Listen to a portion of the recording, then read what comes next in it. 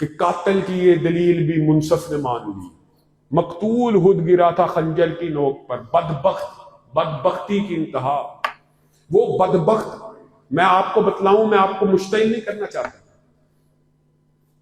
اور اہل حدیث مکتبہ فکر ہمیشہ سے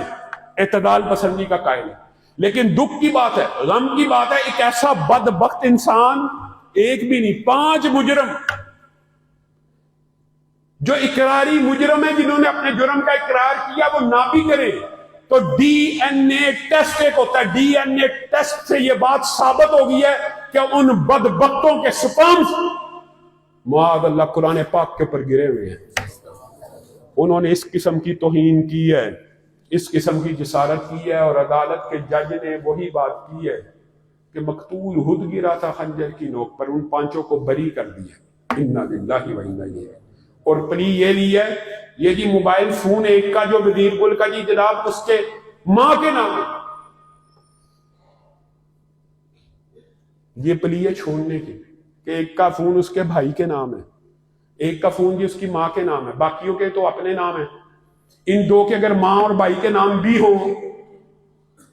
تو یہ پلی بنتی ہے اپنے ماں کے موبائل سے وہ اس نے ہولناک اور گھنونی اور گندی ویڈیو اور عمل کو فلمایا، صرف ڈی این اے نہیں موجود، اس عمل کو باقاعدہ فلما کے انٹرنیٹ پہ ڈالا ہوا ہے، اور اس بندے کو گرفتار کیا، اس نے اقرار جرم کیا، اس کا ڈی این اے ٹیسٹ ثابت ہو گیا۔ ایسے مجرموں کو بھی اگر عدالتیں رہا کریں گی تو پھر آپ بتائیے، یہ کہا جاتا ہے کہ یہ جی اشتعال پیدا کرتے ہیں۔ ہم اشتعال نہیں پیدا کرتے، ہم ان جج صاحبان سے کہتے ہیں آپ اپنے فیصلے کو ذرا پڑھیے، جو آپ نے کہا فلاں فلاں جی 18ویں گریڈ کا افسر نہیں، افسر بھی 18ویں گریڈ کا، جو آپ نے کہا فون ان کے نام نہیں، فون بھی ان کے نام ہے، ان بنیادوں کے اوپر آپ ملزموں کو رہا کریں گے؟ باہر کی این جی اوز کو خوش کرنے کے لیے جو بلاسفیمی کو اور گستاخی کو اس لیے پروٹیکشن دیتی ہیں کہ پاکستان میں بھی ایک نارم بن جائے، ایک رواج بن جائے، پاکستان میں بھی رسول اللہ کی توہین ہو، قرآن کی توہین ہو، تو لوگوں کے جذبات مشتعل نہ ہو۔ سب سے زیادہ مقدمات جعلی توہین کے اگر ہوتے ہیں تو مکتبہ فکر اہل حدیث پہ ہوتے ہیں، لیکن اس کا مطلب یہ نہیں ہے کہ اہل حدیث کہیں گے اس قانون کو ختم کر دو، بلکہ ہم کہیں گے اس قانون کو اور سخت کر دو۔ ہاں، اگر بالفرض کوئی مقدمہ جھوٹا ہو تو اس کو وہی سزا دی جائے جو توہین کی سزا، کیوں؟ اس نے تو کی نہیں، تو گویا آپ نے اس کے منہ میں وہ الفاظ ڈالے، لیکن یہاں پہ یہ معاملہ ہی نہیں ہے، یہاں پہ توہین ثابت شدہ ہے اور آپ ان کو رہا کر رہے ہیں۔ پھر بھی قانون ہاتھ میں لینا اسلام کا فیصلہ نہیں ہے، لیکن ہم جو یہ ملزموں کو پکڑ کے عدالتوں کے سامنے پیش کرتے ہیں، ان کو ایک تھپڑ نہیں مارا گیا۔ الزام مولویوں پہ یہی لگتا ہے نا کہ یہ دھاوا بول کے ان کو زندہ جلا دیتے ہیں۔ آپ ہمیں یہ سبق دے رہے ہیں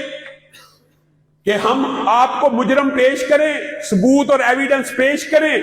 اور وہ اقرار بھی کر لیں گستاخی کا، اور نچلی عدالتیں سزا بھی دے دیں، ہائی کورٹ کے 2 جج اٹھے اور وہ جھوٹ کی باتیں لکھ کے کہ ان کو بری کر دیا گیا، کس وجہ سے؟ ایسا عمل نہ کیا جائے، یہ معاشرے میں انتشار، افتراق اور تشدد کی لہر کو ابارے گا۔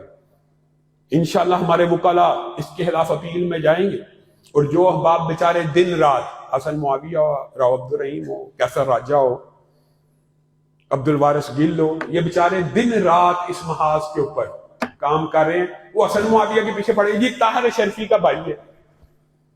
یہ راؤ رحیم جی بلاسفیمی گینگ کا حصہ ہے، آپ بلاسفیمی پروٹیکشن گینگ کا حصہ، آپ چاہتے ہیں کہ گستاخوں کو پروٹیکشن دی جائے۔ یہ مجاہد ہے، یہ اللہ کے دین کا کام کریں، اور میری اور آپ کی ذمہ داری ہے کہ سوشل میڈیا پہ اس قسم کے گھنونے اور گندے کرداروں کے خلاف بھی آواز کو بلند کیا جائے۔ علامہ ہشام الہی ظہیر آفیشیل چینل کو سبسکرائب کر لیں۔